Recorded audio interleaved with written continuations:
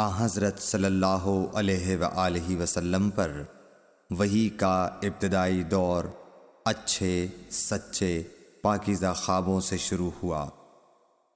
آپ خواب میں جو کچھ دیکھتے وہ صبح کی روشنی کی طرح صحیح اور سچا ثابت ہوتا۔ پھر من جانب قدرت آپ تنہائی پسند ہو گئے اور آپ نے غار حرا میں خلوت نشینی اختیار فرمائی اور کئی دن اور رات وہاں مسلسل عبادت اور یاد الہی و ذکر میں مشغول رہنے لگے۔ جب تک گھر آنے کو دل نہ چاہتا توشہ ہمراہ لیے ہوئے وہاں رہتے۔ توشہ ختم ہونے پر ہی اہلیہ محترمہ حضرت خدیجہ رضی اللہ تعالی عنہا کے پاس تشریف لاتے اور کچھ توشہ ہمراہ لے کر پھر وہاں جا کر خلوت گزین ہو جاتے۔ یہی طریقہ جاری رہا یہاں تک کہ آپ پر حق منکشف ہو گیا اور آپ غار حرا ہی میں قیام پذیر تھے کہ اچانک حضرت جبرائیل علیہ السلام آپ کے پاس حاضر ہوئے اور کہنے لگے کہ اے محمد پڑھو۔ آپ فرماتے ہیں کہ میں نے کہا کہ میں پڑھنا نہیں جانتا۔ آپ صلی اللہ علیہ وسلم فرماتے ہیں کہ فرشتے نے مجھے پکڑ کر اتنے زور سے بھینچا کہ میری طاقت جواب دے گئی۔ پھر مجھے چھوڑ کر کہا پڑھو۔ میں نے پھر وہی جواب دیا کہ میں پڑھا ہوا نہیں ہوں۔ اس فرشتے نے مجھ کو نہایت ہی زور سے بھینچا کہ مجھ کو سخت تکلیف محسوس ہوئی۔ پھر اس نے کہا کہ پڑھ۔ میں نے کہا میں پڑھا ہوا نہیں ہوں۔ فرشتے نے تیسری بار مجھ کو پکڑا اور تیسری مرتبہ پھر مجھ کو بھینچا۔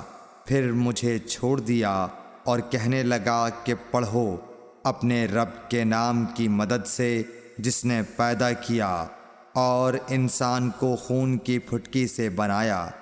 پڑھو اور آپ کا رب بہت ہی مہربانیاں کرنے والا ہے۔ بس یہی آیتیں آپ حضرت جبرائیل علیہ السلام سے سن کر اس حال میں غار حرا سے واپس ہوئے کہ آپ کا دل اس انوکھے واقعے سے کانپ رہا تھا۔ آپ حضرت خدیجہ کے ہاں تشریف لائے اور فرمایا کہ مجھے کمبل اوڑھا دو، مجھے کمبل اوڑھا دو۔ لوگوں نے آپ کو کمبل اوڑھا دیا۔ جب آپ کا ڈر جاتا رہا تو آپ نے اپنی زوجہ محترمہ حضرت خدیجہ رضی اللہ تعالی عنہا کو تفصیل کے ساتھ یہ واقعہ سنایا اور فرمانے لگے کہ مجھ کو اب اپنی جان کا خوف ہو گیا ہے۔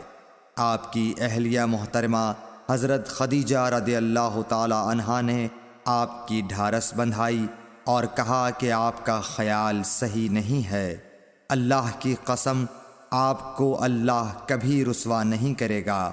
آپ تو اخلاق فاضلہ کے مالک ہیں۔ آپ تو کنبہ پرور ہیں، بے کسوں کا بوجھ اپنے سر پر رکھتے ہیں، مفلسوں کے لیے آپ کماتے ہیں، مہمان نوازی میں آپ بے مثال ہیں اور مشکل وقت میں آپ امر حق کا ساتھ دیتے ہیں۔ ایسے اوصاف حسنہ والا انسان یوں بے وقت ذلت و خواری کی موت نہیں پا سکتا۔ پھر مزید تسلی کے لیے حضرت خدیجہ رضی اللہ تعالی عنہا آپ کو ورقہ بن نوفل کے پاس لے گئیں جو ان کے چچا زاد بھائی تھے اور زمانہ جاہلیت میں نصرانی مذہب اختیار کر چکے تھے اور عبرانی زبان کے کاتب تھے۔ چنانچہ انجیل کو بھی حسب منشائے خداوندی عبرانی زبان میں لکھا کرتے تھے۔ انجیل سریانی زبان میں نازل ہوئی تھی، پھر اس کا ترجمہ عبرانی زبان میں ہوا۔ ورقہ اسی کو لکھتے تھے۔ وہ بہت بوڑھے ہو گئے تھے، یہاں تک کہ ان کی بینائی بھی رخصت ہو چکی تھی۔ حضرت خدیجہ رضی اللہ تعالی عنہا نے ان کے سامنے آپ کے حالات بیان کیے اور کہا کہ اے چچا زاد بھائی، اپنے بھتیجے محمد صلی اللہ علیہ وسلم کی زبانی ذرا ان کی کیفیت سن لیجئے۔ وہ بولے کہ بھتیجے آپ نے جو کچھ دیکھا ہے اس کی تفصیل سناؤ۔ چنانچہ آپ صلی اللہ علیہ وآلہ وسلم نے از اول تا آخر پورا واقعہ سنایا، جسے سن کر ورقہ بے اختیار ہو کر بول اٹھے کہ یہ تو وہی ناموس معزز رازدان فرشتہ ہے جسے اللہ نے حضرت موسیٰ علیہ السلام پر وحی دے کر بھیجا تھا۔ کاش میں آپ کے اس عہد نبوت کے شروع ہونے پر جواں عمر ہوتا، کاش میں اس وقت تک زندہ رہتا جب کہ آپ کی قوم آپ کو اس شہر سے نکال دے گی۔ رسول کریم صلی اللہ علیہ وآلہ وسلم نے یہ سن کر تعجب سے پوچھا کہ کیا وہ لوگ مجھ کو نکال دیں گے، حالانکہ میں تو ان میں صادق و امین و مقبول ہوں۔ ورقہ بولا، ہاں یہ سب کچھ سچ ہے، مگر جو شخص بھی آپ کی طرح امر حق لے کر آیا لوگ اس کے دشمن ہی ہو گئے ہیں۔ اگر مجھے آپ کی نبوت کا وہ زمانہ مل جائے تو میں آپ کی پوری مدد کروں گا، مگر ورقہ کچھ دنوں کے بعد انتقال کر گئے، پھر کچھ عرصے تک وحی کی آمد موقوف رہی۔